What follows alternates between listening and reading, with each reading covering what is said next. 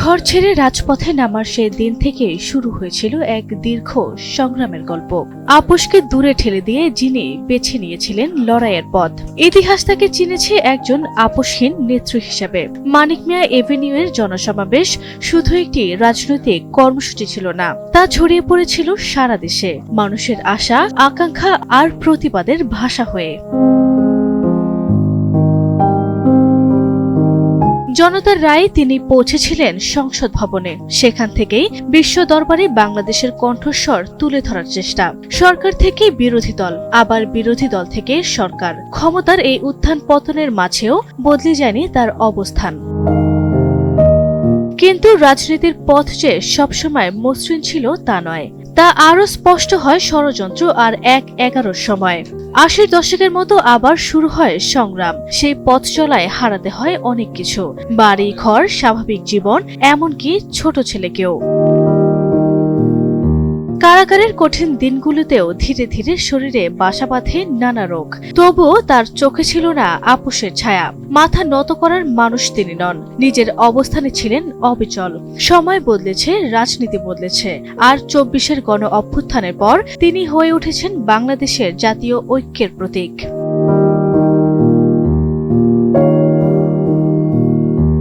শরীর ক্রমেই দুর্বল হয়ে পড়েছিল, তবু নিজের সঙ্গে লড়াই চালিয়ে গেছেন নীরবে। পরিবার, দল সবাই চেষ্টা করেছে তাকে সুস্থ করে তুলতে।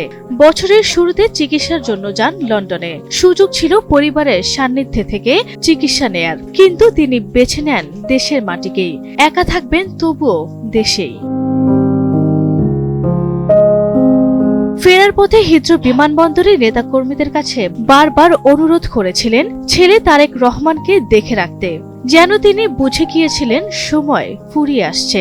নিজে আর ছেলেকে আগলে রাখতে পারবেন না, সেই দায়িত্ব তুলে দিয়েছিলেন দলের নেতাকর্মীদের হাতে।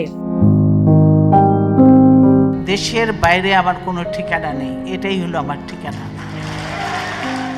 তিনি বলেছিলেন, আমি দেশ ছেড়ে কোথায় যাব, এই দেশই আমার ঠিকানা। ১/১১ থেকে শুরু করে দীর্ঘ শাসনামল, এমনকি ফ্যাসিস্ট মুক্ত বাংলাদেশেও তিনি কথা রেখেছেন। সুযোগ ছিল বিদেশে থেকে জীবন কাটানোর, কিন্তু সে পথে তিনি যাননি।